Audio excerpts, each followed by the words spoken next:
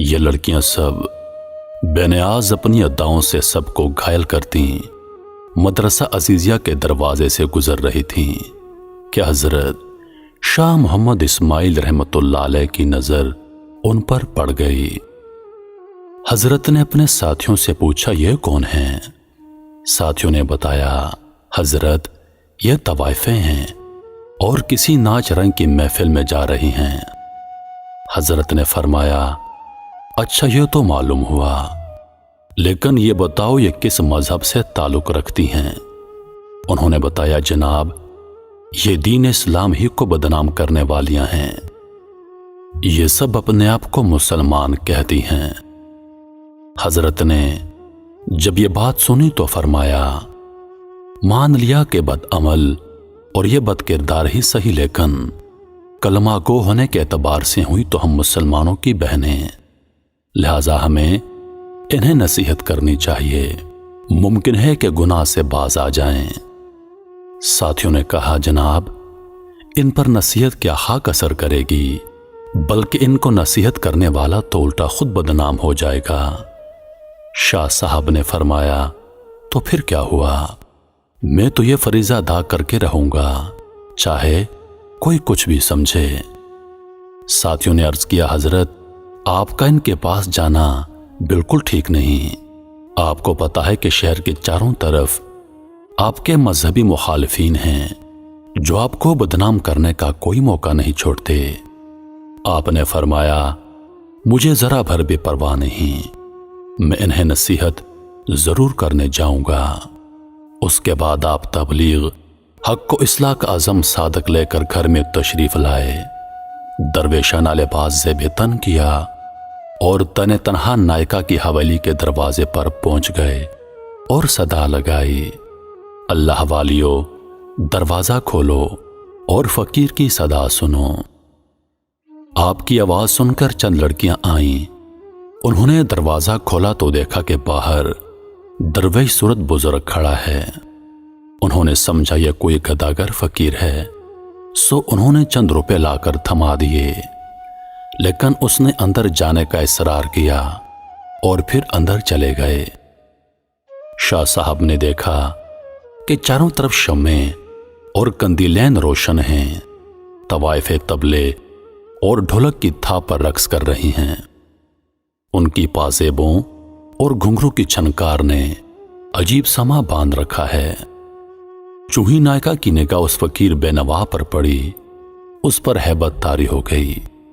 وہ جانتی تھی کہ اس کے سامنے فقیرانہ لباس میں گداگر نہیں بلکہ شاہ اسماعیل کھڑے ہیں، وہ جو حضرت شاہ ولی اللہ کے پوتے اور شاہ عبدالعزیز شاہ رفیع الدین اور شاہ عبد القادر کے بھتیجے ہیں۔ نائکہ تیزی سے اپنی کرسی سے اٹھیں اور احترام کے ساتھ ان کے سامنے جا کر کھڑی ہو گئیں۔ بڑے ادب سے عرض کیا، حضرت آپ نے ہم سیاکاروں کے پاس آنے کی زحمت کیوں کی؟ آپ نے پیغام بھیج دیا ہوتا، ہم آپ کی خدمت میں حاضر ہو جاتی ہیں۔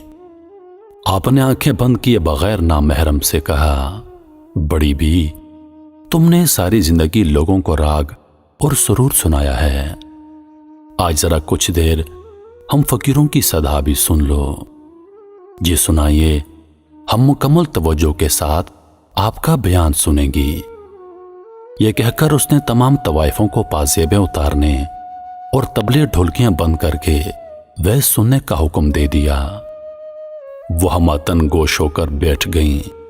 حضرت شاہ اسماعیل رحمت اللہ علیہ نے قرآن پاک نکال کر سورہ التین کی تلاوت فرمائی۔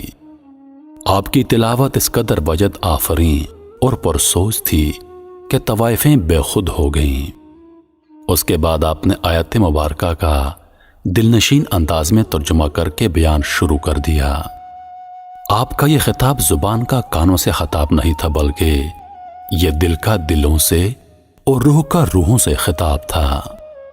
یہ خطاب دراصل اس الہام ربانی کا کرشمہ تھا جو حضرت شاہ اسماعیل رحمت اللہ علیہ جیسے مخلص درمندوں اور امت مسلمہ کے حقیقی خیرخواہوں کے دلوں پر اترتا ہے۔ جب طوائفوں نے شاہ اسماعیل کے دلنشین انداز میں سورت کی تشریح سنی تو ان پر لرزہ طاری ہو گیا۔ روتے روتے ان کی ہچکیاں بند گئیں۔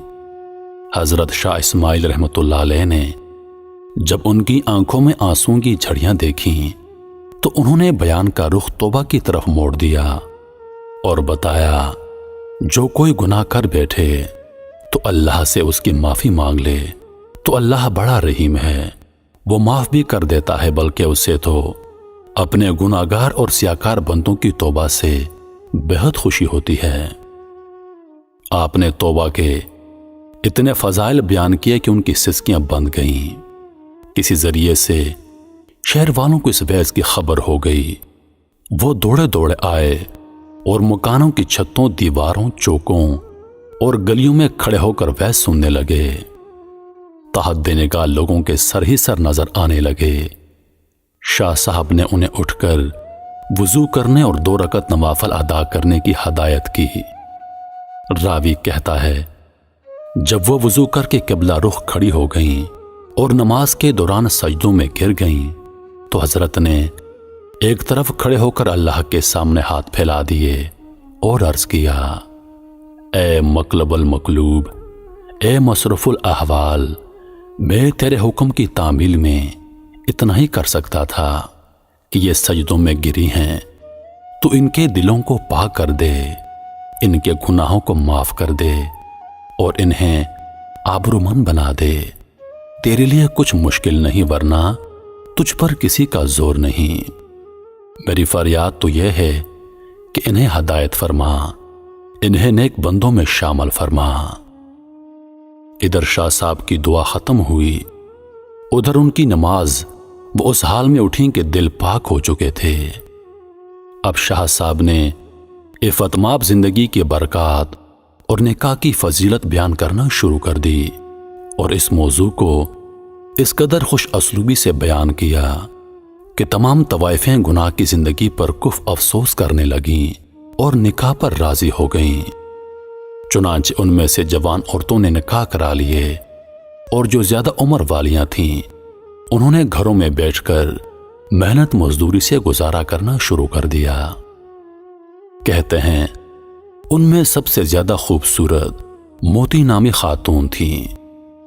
جب اس کے سابقہ جاننے والوں نے شریفانہ حالت اور سادہ لباس میں مجاہدین کے گھوڑوں کے لیے ہاتھ والی چکی پر دال پیستے دیکھا تو ان سے پوچھا، وہ زندگی بہتر تھی جس میں تو ریشم و حریر کے ملبوسات میں شاندار لگتی اور تجھ پر زیور نچھاور ہوتے تھے، یا پھر یہ زندگی بہتر ہے جس میں تیرے ہاتھوں پر چھالے پڑے ہوئے ہیں؟